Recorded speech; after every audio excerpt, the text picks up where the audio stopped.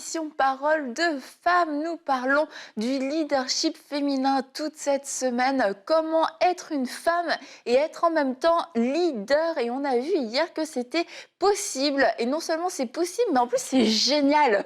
Et aujourd'hui, on va voir avec notre invitée de cette semaine, Séverine Accus, comment développer ou quel est l'état d'esprit d'un leader, d'une leader. Qu'est-ce qui doit se passer ici dans cette petite ou dans cette grosse tête, hein, ça dépend de la personne, pour être cette leader. Bonjour Séverine.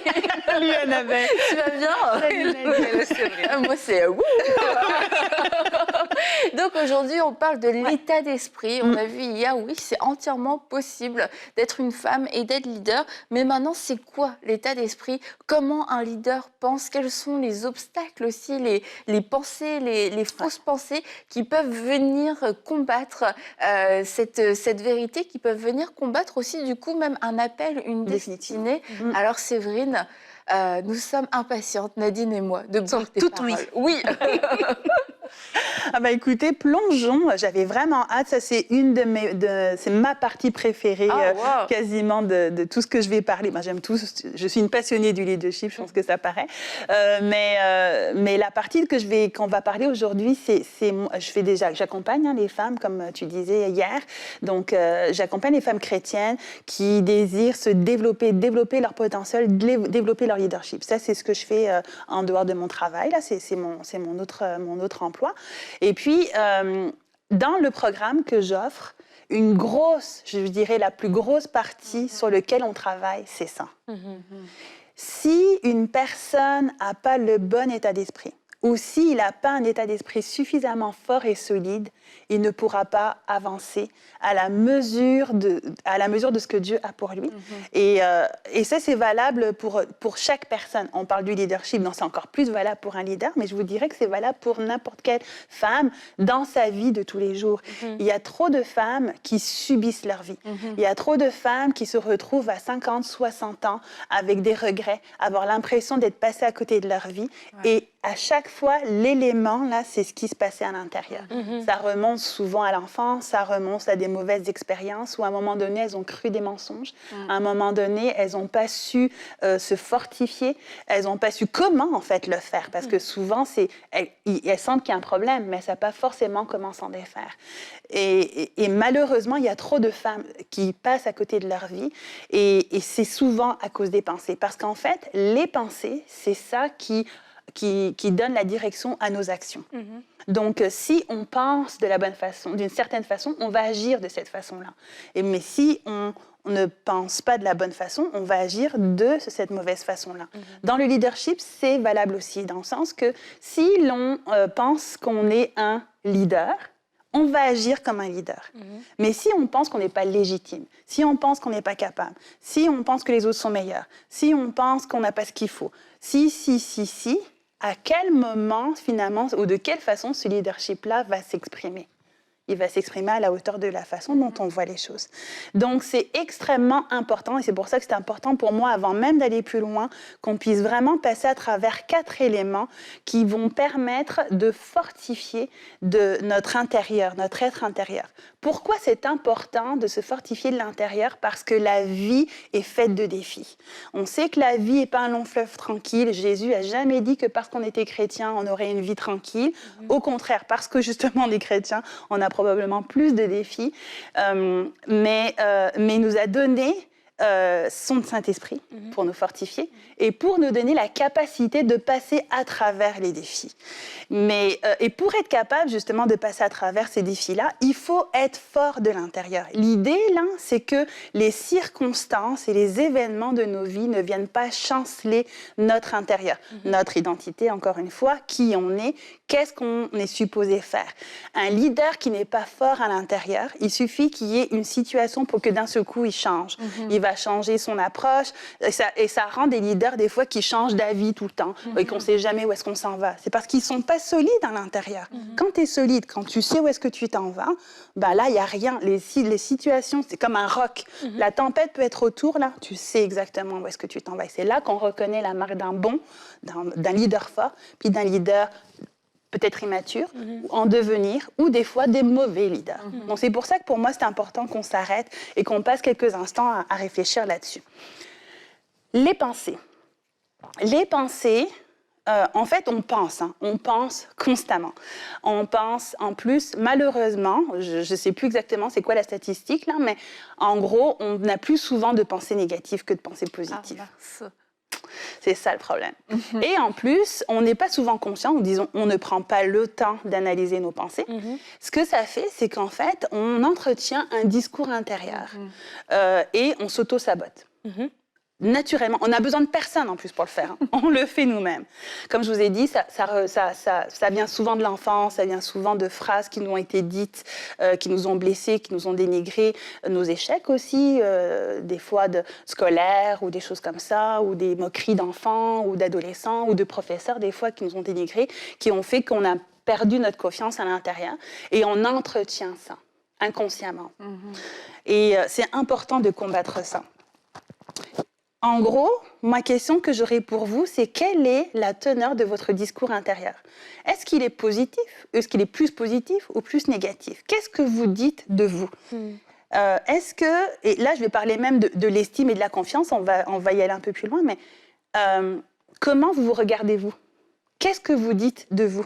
Est-ce que vous êtes tout le temps en train de vous dénigrer? Est-ce que vous vous sentez limité, même par rapport, par exemple, à votre leadership? Je ne peux pas être un leader, je suis une femme. Je ne peux pas être en leadership parce que... et vous supposez en plus des choses, alors que des fois, ce n'est même pas le cas. Mais vous vous auto-sabotez avant même que les choses apparaissent. Avec le passé que j'ai eu, qu'est-ce que je vais pouvoir faire? J'ai pas assez d'expérience, ou les gens ne me voient pas, les gens ne me reconnaissent pas. Des fois, c'est faux, mais c'est vous qui présupposez que certaines choses ne vont pas arriver. Et aussi la peur de l'échec. Ça, ouais. La peur de l'échec, là, je crois que c'est un des... Numéro un. Ouais. Et l'ennemi se sert de ça d'une façon... Oh, il est le roi. Pour pouvoir à chaque fois nous empêcher d'avancer, nous empêcher de prendre notre place par la peur d'échouer. Parce qu'il sait que si on réussit, alors avant même qu'on puisse se mettre en marche, il va insuffler dans nos pensées. Ouais, mais est-ce que ça va marcher? C'est vrai que c'est souvent la première, ou en tout cas la pensée prédominante qu'on peut avoir. Ah, mais si ça marche pas, ah, mais si ça fonctionne pas, je vais avoir l'air de ci, je vais avoir l'air de ça, j'aurais perdu ça, etc. Et c'est souvent, on a besoin d'un vis-à-vis pour nous dire, mais si ça fonctionnait, et si ça marchait? Mais je dirais même pas d'un vis-à-vis, je dirais même pas d'un vis-à-vis, soi-même, s'auto-corriger soi-même. On ne peut pas toujours compter sur les autres. Et des fois, même, les autres vont entretenir ces peurs-là.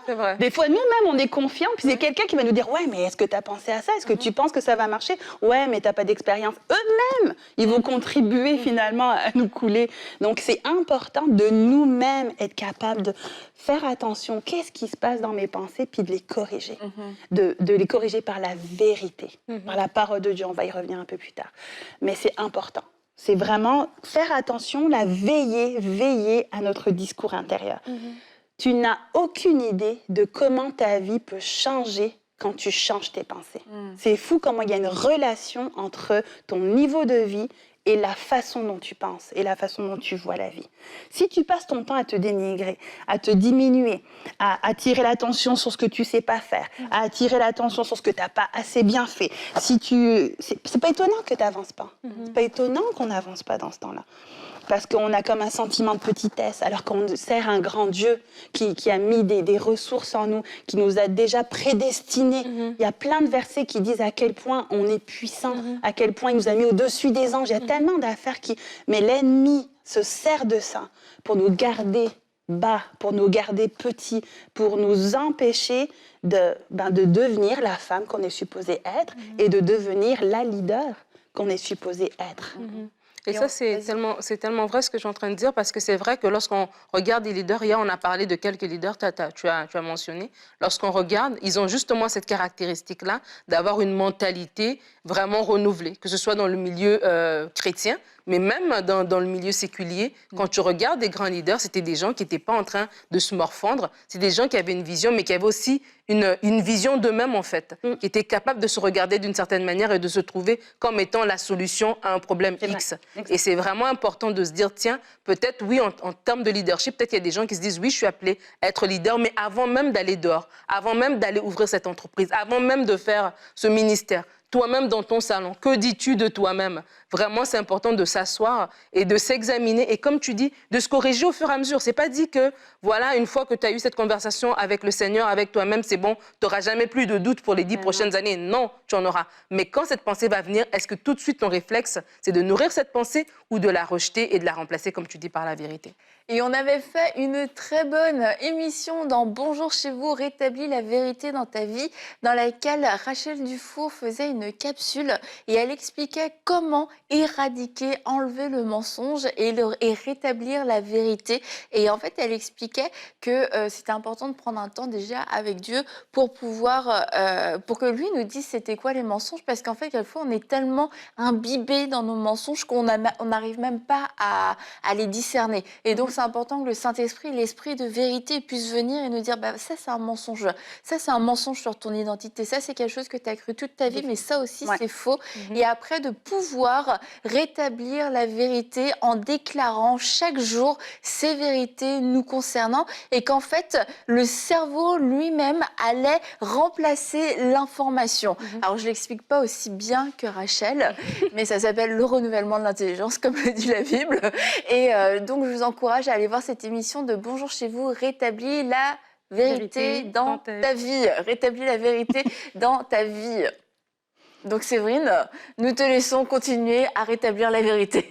Oui, tout à fait. Ben justement, dans le même ordre d'idée, je vais vous citer quelques phrases de changement intérieur positif. Vous allez voir la différence. Quand on pense de cette façon-là, vous allez voir qu'est-ce que ça... Vous observez ce qui se passe à l'intérieur de vous. Imaginez qu'à la place de dire « j'ai peur d'échouer », vous vous dites « j'ai déjà réussi dans certains domaines ». Puis d'autres ont réussi avant moi. Alors, il n'y a aucune raison que j'y arrive pas.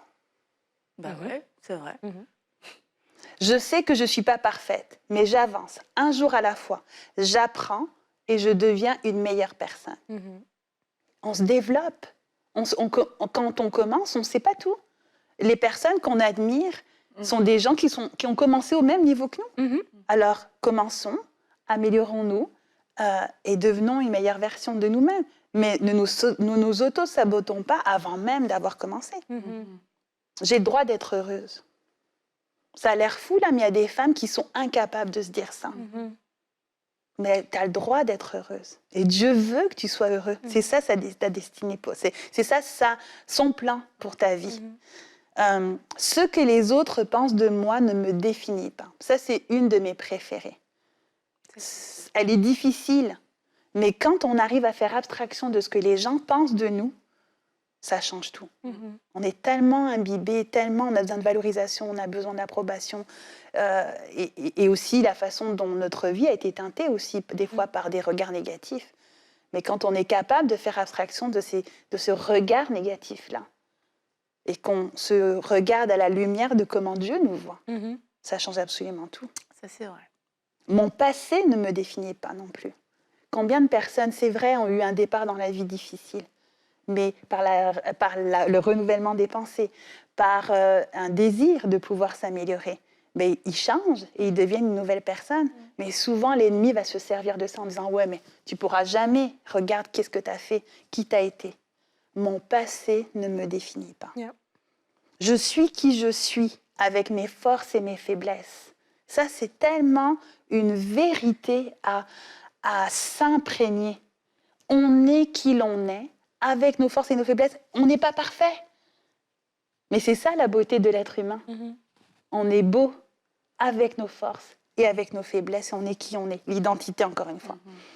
Je suis fière de mon unicité et de ma différence. Et de ma féminité, puisqu'on est dans le thème. Amen, c'est vrai. Je suis fière de mon unicité. Et je n'essaye pas d'être quelqu'un d'autre, je suis juste moi. Imaginez, là, si à chaque jour, on prenait le temps, à la lumière de la parole de Dieu, je vais en parler un peu plus tard, que ce soit ce genre de pensée-là qui nous anime. À quel point, finalement, en termes de leadership, quand on a des responsabilités, quand on a des décisions à prendre, ça change tout. Et c'est vrai qu'on a besoin d'entendre ces phrases pour pouvoir remplacer, en fait. On est tellement familier avec cette communication interne qu'on peut avoir que, en fait, elle nous est familière. On peut se finir nos propres phrases internes et puis ça devient comme une rengaine perpétuelle. Et de pouvoir insérer ces nouvelles phrases, non seulement ça va venir les contrer, mais quelquefois c'est fou, en fait. C'est juste... On les connaît, on peut même les dire à quelqu'un d'autre, mais dans sa propre vie, c'est un langage totalement inconnu. Tu vas dire non mais c'est bon, t'inquiète pas, tu peux réussir. Non mais t'es pas parfaite, et alors c'est pas grave. Mais quand ça arrive à toi, c'est pas parfaite, mais t'as pas ce qu'il faut. Mais c'est sûr, et c'est de se dire, et c'est pour ça que Séverine a pris le temps de les dire. Et franchement, prenez le temps de vous les écrire, parce que quand c'est pas naturel, en fait, on va les oublier et prendre le temps de les écrire et de se dire, ok, c'est quelque chose que je veux me dire tous les jours, parce que pendant des années, je me suis dit totalement le contraire, 20 fois par jour. Et c'est pour ça qu'aujourd'hui, j'en suis aussi là où j'en suis. J'en suis dans cette situation, et puis il faut prendre, c'est le temps en fait de prendre les moyens qu'il faut pour pouvoir changer. Et un des moyens, c'est de pouvoir rétablir la vérité en changeant son discours. Alors plutôt que d'aller chercher, vous faire même aller chercher des phrases ici et là, voilà, Parole de Femme vous donne ces phrases, écrivez-les, demandez au Saint-Esprit de venir les personnaliser pour vous, en mettant peut-être des mots spécifiques, en rappelant des mensonges spécifiques et des vérités qui sont spécifiques à vous, mais prenez le temps de revenir à ce que Séverine vient de dire, toutes ces phrases, pour pouvoir commencer un nouveau processus et réapprendre une nouvelle langue. C'est vraiment une nouvelle langue en fait. Oui. Parce que c'est clair qu'on peut tellement être dur, être négatif avec soi-même. Et quand tu le dis, en fait, une des premières choses, c'est de s'en rendre compte, parce que bien souvent, on ne prend pas le temps de s'arrêter. On ne se rend pas compte à quel point on se sabote par notre propre communication interne. Mais quelquefois, on n'en a vraiment pas conscience. Et c'est ça qui est fou. Et aujourd'hui, on prie que le Saint-Esprit, l'Esprit de vérité, puisse apporter la lumière sur ces mensonges, apporter la lumière sur toute cette communication que vous avez, que vous entretenez depuis des années et des années. Et nous croyons que c'est la fin de ce cycle et qu'un nouveau langage, un langage divin, un langage de foi, un langage qui s'accorde avec la pensée de Dieu, se développe et s'imprègne en vous. Amen. Ce matin, quand on est en train de parler, avant que tu arrives ce matin avec Annabelle, on parlait de Gédéon. Oui. Et de comment, en fait, Gédéon, on le connaît comme étant cette personne qui avait vraiment une piètre estime de lui-même. Tu as parlé de l'estime de soi tout à l'heure, mais qui avait une piètre estime de lui-même. Et comment, en fait, petit à petit, Dieu l'a appelé vaillant héros et Dieu l'a aidé à pouvoir délivrer le peuple. Mais en fait, la pensée que j'avais quand on en parlait ce matin, et ça me revient encore, c'est que des fois, on commence petit.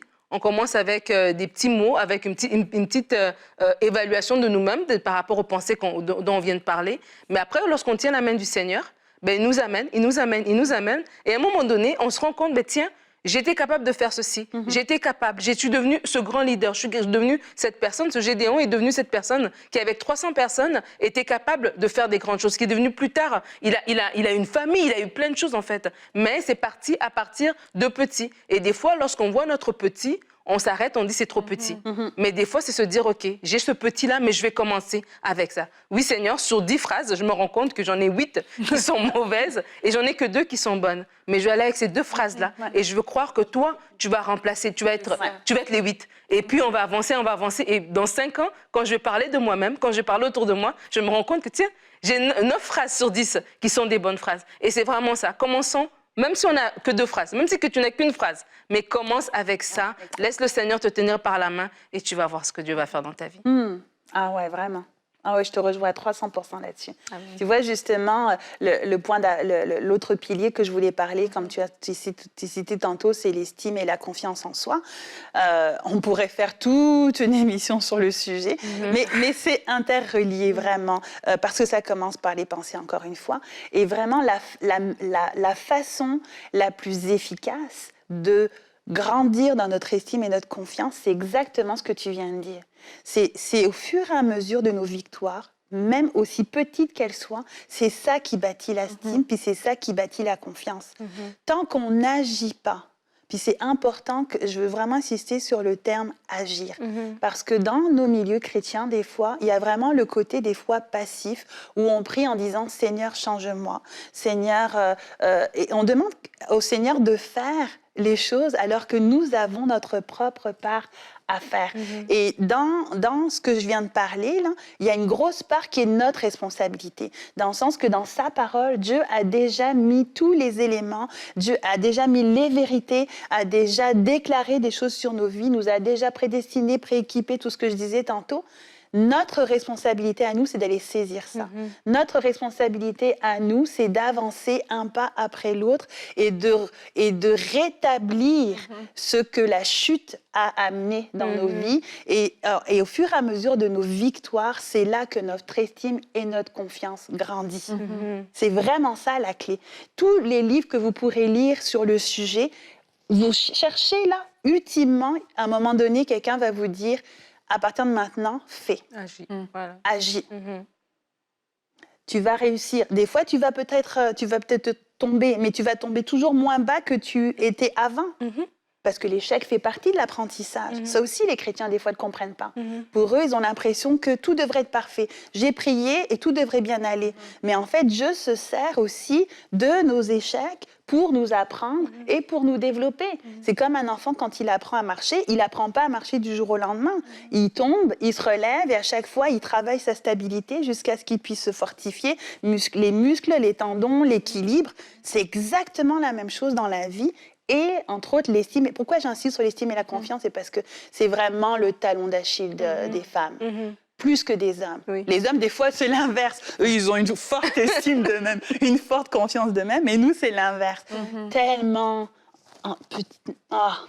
Et c'est pour ça que beaucoup de femmes n'osent même pas se lancer dans des projets que Dieu leur donne, où elles vont se retrouver en position de leadership parce qu'elles se sabotent, comme tu le disais, elles-mêmes, parce qu'elles se disqualifient avant même d'avoir commencé. Et du coup, c'est sûr que c'est un petit peu comme un chien qui se mord la queue, parce qu'il ne se passe rien et on se retrouve avec ces cycles qui durent année après année, avec des frustrations, des déceptions, des incompréhensions. Mais je crois que la clé, tu l'as dit, c'est qu'à un moment donné, faut se lancer.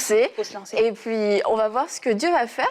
Et puis, si ça fonctionne, gloire à Dieu, ce sera une victoire à notre effectif qui va nous donner un historique et qui va nous permettre de pouvoir continuer. Mais on n'aura jamais cet historique si on ne se lance pas à un moment donné, en fait. C'est exactement ça. Et c'est beau ce que tu as dit par rapport à l'échec. Ça, c'est tellement vrai.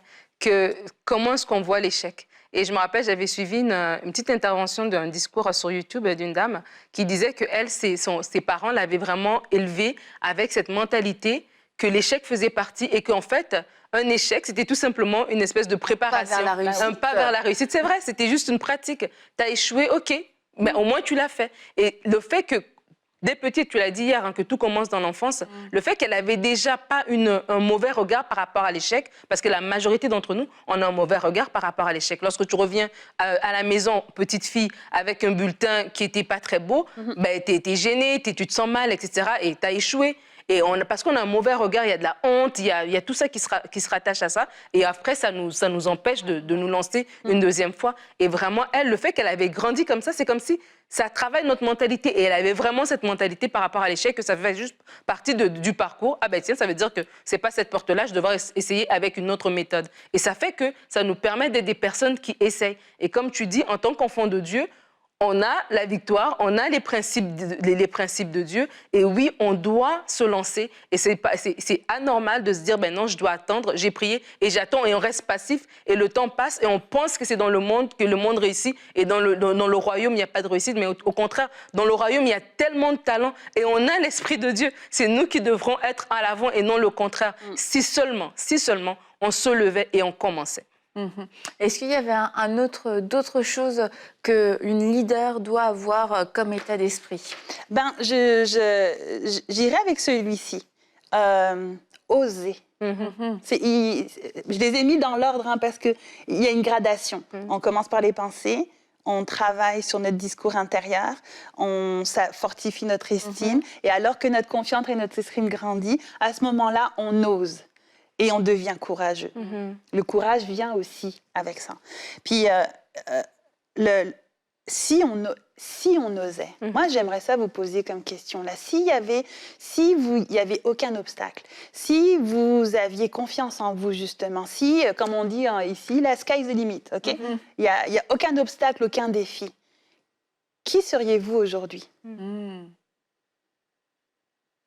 Il y a un moment de silence pour que vous puissiez y réfléchir. Non, mais c'est parce qu'il y a tellement de personnes qui ne sont même pas capables de répondre à ça, parce qu'elles ne sont pas en mode exploration, oser. Et si seulement ça arrivait un peu comme on disait tantôt, là, quand on change le discours intérieur. Et si ça arrivait, qui tu serais demain? Puis en changeant notre vision des choses et en abordant la vie de cette façon-là, avec courage, sachant qu'en plus Dieu, combien de fois dans sa parole dit « prends courage, n'aie pas peur, prends courage, n'aie pas peur ». Il y en a beaucoup qui se réfèrent à la parole qui dit « sans moi, vous ne pouvez rien faire ». Puis mais il y a le cousin qui dit « je serai avec toi dans tout ce que tu entreprendras ». Alors pourquoi on s'attache plus à « je peux rien faire parce que j'ai besoin de Jésus » alors que Jésus dit « je suis déjà là ». Donc go, avance. Courage et oser. Esther a osé. Combien de leaders ont osé? Et c'est ça qui a fait la différence. C'est de prendre sa place et d'oser. C'est la dernière étape pour justement grandir et arriver finalement à cette stature de base, jusqu'à un certain point, d'un leader et d'un leader au féminin. D'un leader au féminin. Et comme Séverine l'a dit, c'est un peu le talon d'Achille de la femme, ce problème récurrent du manque de confiance, du manque d'estime. Et c'est pour ça que c'est important de pouvoir en parler, parce que pour devenir cette leader, ou en tout cas être une meilleure leader, c'est important de pouvoir traiter ces points. Et peut-être que ces choses ont été un petit peu oubliées, parce que vous avez justement opté pour un leadership plus masculin qui ne vous correspond pas, et dans un leadership dans lequel vous pouvez vous permettre en fait de vous oublier, d'oublier vos propres besoins, d'oublier qui vous êtes. Et puis comme vous êtes un peu dans ce personnage, non pas que c'est pas une question d'hypocrisie, mais ça veut dire que on force, on va au-delà de qui on est, et on peut se permettre dans ce cas-là de ne pas avoir à faire face à tout ce discours, de ne pas avoir à faire face à ces choses qui ont besoin pourtant d'être réglées pour pouvoir se réconcilier avec un leadership qui vous correspond. Le leadership dans lequel le Seigneur souhaite que vous puissiez opérer, dans un leadership dans lequel vous n'avez pas à renoncer à qui vous êtes, renoncer à vos forces et renoncer aussi à vos faiblesses. Renoncer à ses faiblesses, c'est bizarre à dire, mais dans le sens juste les occulter, ça n'existe pas. Non, ces faiblesses existent et ces faiblesses sont vivantes. Et alors que vous ne les traitez pas, elles sont en train de se nourrir, elles sont en train de se développer. Et si elles ne se répercutent pas directement dans votre leadership, sachez que ces faiblesses sont là dans votre vie et elles vont se manifester dans d'autres domaines de votre vie. Alors on vous encourage à pouvoir faire ce travail avec l'esprit de vérité qui va vous conduire dans toute la vérité, qui va vous conduire dans la lumière, et c'est toujours pour notre bien, pour qu'on puisse devenir la personne que Dieu veut qu'on soit au maximum de notre potentiel, dans les meilleures forces qu'il nous a données. Et ces forces-là sont uniques, ces forces-là sont spécifiques à notre personne, répondent à des besoins spécifiques. Alors prenons le temps avec lui de pouvoir les redécouvrir et de pouvoir les manifester. Et on va se dire à demain pour une prochaine émission de Paroles de Femmes.